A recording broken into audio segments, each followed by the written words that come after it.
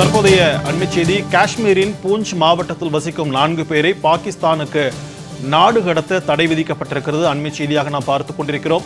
இந்தியர்கள் என்பதற்கான ஆவணங்களை சமர்ப்பித்தால் பாகிஸ்தானுக்கு அனுப்ப தடை விதித்தது ஜம்மு காஷ்மீர் உயர்நீதிமன்றம். அண்மை செய்திகளாக நாம் பார்த்துக் கொண்டிருக்கிறோம். இந்தியர்கள் என்பதற்கான ஆவணங்களை சமர்ப்பித்ததால் பாகிஸ்தானுக்கு அனுப்ப தடை விதித்தது ஜம்மு காஷ்மீர் உயர்நீதிமன்றம். ஜம்மு காஷ்மீரின் பூஞ்ச் மாவட்டத்தில் வசிக்கும் 4 பேரை பாகிஸ்தானுக்கு நாடு கடத்த தடை விதிக்கப்பட்டிருக்கிறது. அண்மை செய்தியாக நாம் பார்த்துக் கொண்டிருக்கிறோம். இந்தியர்கள் என்பதற்கான ஆவணங்களை சமர்ப்பித்ததால் பாகிஸ்தானுக்கு அனுப்ப தடை விதித்து ஜம்மு காஷ்மீர் உயர்நீதிமன்றம் உத்தரவு பிறப்பித்திருக்கிறது. இது தொடர்பான கூடுதல் விவரங்களோடு நம்முடன் இணைகிறார் சிறப்பு செய்தியாளர் யோகேஸ்வரன். வணக்கம் யோகேஸ்வரன். ஜம்மு காஷ்மீர் உயர்நீதிமன்றத்தில் இந்த உத்தரவு குறித்து கூடுதல் விவரங்களை பதிவு பண்ணுங்க.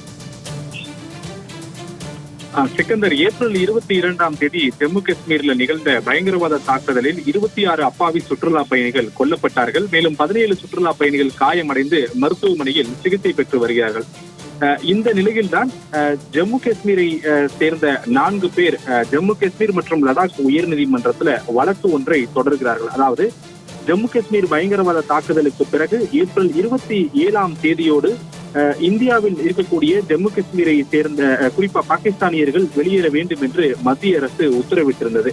இந்த உத்தரவின் அடிப்படையில் தங்கள் 4 பேரையும், ஒரே குடும்பத்தை சேர்ந்த 4 பேரையும் வெளியேற்றுவதற்கு கட்டாயப்படுத்துவதாகவும், ஆனால் பல சதாப்தங்களாக நாங்கள் ஜம்மு காஷ்மீரில் வாழ்ந்து வரக்கூடிய நிலையில வருவாய் தொடர்பான ஆவணங்கள் தங்களிடம் இருக்கிறது. அதே நேரத்துல தங்கள் குடும்பத்தில் ஒருவர் இந்திய ரிசர்வ் போலீஸ் படை பாதுகாப்பு பிரிவில் பணியாற்றுகிறார் என்று கூறி ஜம்மு காஷ்மீர் மற்றும் லடாக் உயர்நீதிமன்றத்துல தெரிவிக்கப்பட்டது. இப்படி இந்த குடும்பத்தினர் 4 பேர் தரப்பு வழக்கறிஞர் வாதத்தை ஏற்றுக்கொண்ட நீதிபதிகள் இவர்களிடம் போதிய ஆவணங்கள் இருப்பதாக தெரிவிக்கப்படுகிறது. நீதிமன்றத்தில் வருவாய் இருப்பதற்கான ஆவணங்கள் சமர்ப்பிக்கப்படுவதாக தெரிவிக்கப்படுகிறது. அதே நேரத்துல பல சதாப்தங்களாக ஜம்மு காஷ்மீரில் வாழ்ந்து வரக்கூடிய இந்த 4 பேரில் ஒருவர் ஏற்கனவே இந்திய பாதுகாப்பு துறையில் பணியாற்றக்கூடிய நிலையில இந்த 4 பேரையும் அடுத்த மறு உத்தரவு வரும் வரை ஜம்மு காஷ்மீரில் இருந்து வெளியேறுவதற்கு அதிகாரிகள் கட்டாயப்படுத்தக் கூடாது என அவர்களை நாடு கடத்த இடைக்காலமாக தடை விதித்த ஜம்மு காஷ்மீர் மற்றும் பஞ்சாப் உயர்நீதிமன்றத்துடைய நீதிபதி இந்த வழக்கு தொடர்பாக இந்த குறிப்பிட்ட 4 பேர் வசிக்கக்கூடிய பூஞ்ச் மாவட்டத்தினுடைய துணை ஆணையர் இந்த 4 பேருடைய விவரங்கள், அவர்கள் சமர்ப்பிக்கக்கூடிய வருவாய் ஆவணங்கள் சரிபார்த்து உள்ளிட்ட விஷயங்கள் எல்லாம் தெரிந்து 2 வாரங்கள்ல விரிவான ஒரு பிரமாண பத்திரத்தை ஜம்மு காஷ்மீர் மற்றும் லடாக் உயர்நீதிமன்றத்தில் தாக்கல் செய்ய வேண்டும் என உத்தரவிட்டு வழக்கை மே 20ஆம் தேதிக்கு நீதிபதிகள் ஒத்திவைத்து உத்தரவிட்டிருக்கிறார்கள்.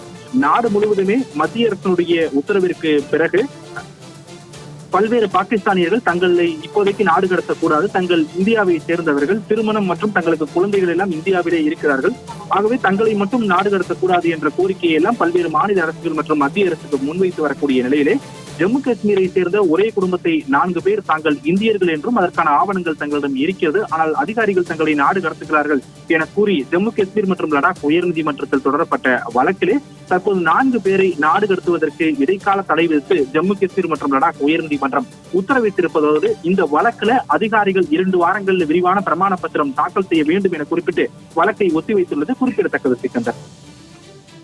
யோகேஸ்வரன், அதே போல பாகிஸ்தானியர்கள் இந்தியாவிலிருந்து நாடு திரும்ப வேண்டும் என்ற ஒரு காலக்கெடு தற்போது முடிவடைந்திருக்கிறது. இதனையொட்டி எத்தனை பாகிஸ்தானியர்கள் இந்தியா விட்டு வெளியேறி இருக்கிறார்கள்? வேறு யாராவது அத்துமீறி இந்தியாவில் இன்னும் தங்கியிருக்கிறார்களா? அது குறித்த தகவல் ஏதாவது இருக்கிறதா?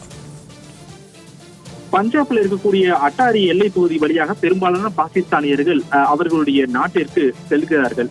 இறுதியாக அட்டாரி வாகா எல்லையிலிருந்து கிடைக்கப்பெற்றக்கூடிய தகவலின் அடிப்படையில் 500க்கும் மேற்பட்ட பாகிஸ்தானியர்கள் இந்தியாவிலிருந்து சென்று விட்டார்கள். ஆனால் மத்திய அரசோ இல்ல ஒவ்வொரு மாநில அரசுகளோ தங்களது மாநிலங்களில் வசிக்கக்கூடிய பாகிஸ்தானியர்களுடைய எண்ணிக்கை தொடர்பான விவரங்களையோ, அவர்கள் திரும்பி விட்டார்களா அப்படின்ற முழுமையான விவரங்களையோ அதிகாரப்பூர்வமாக தெரிவிக்கப்படவில்லை. மாறாக அட்டாரி வாகா எல்லை வழியாக பெரும்பாலான பாகிஸ்தானியர்கள் செல்லக்கூடிய நிலையில் அட்டாரி எல்லை என்பது இந்திய பாதுகாப்பு படையினருக்கு சொந்தமான நிலையில் இந்திய பாதுகாப்பு படை வழங்கியிருக்கக்கூடிய தகவலின் அடிப்படையில் 550க்கும் மேற்பட்ட, குறிப்பா 500லிருந்து 550க்கும் மேற்பட்டோர் வரை பாகிஸ்தானியர்கள் இதே குறிப்பிட்ட அட்டாரி எல்லை வழியாக மத்திய அரசு உத்தரவு வந்த பிறகு வரை அவர்கள் நாடு திரும்பியிருக்கிறார்கள் என்ற தகவல்களை மட்டும் அவர்கள் வழங்கியிருப்பதும் இந்த நேரத்தில் குறிப்பிடத்தக்கது. உங்களுடைய விரிவான தகவல்களுக்கு நன்றி யோகேஸ்வரன்.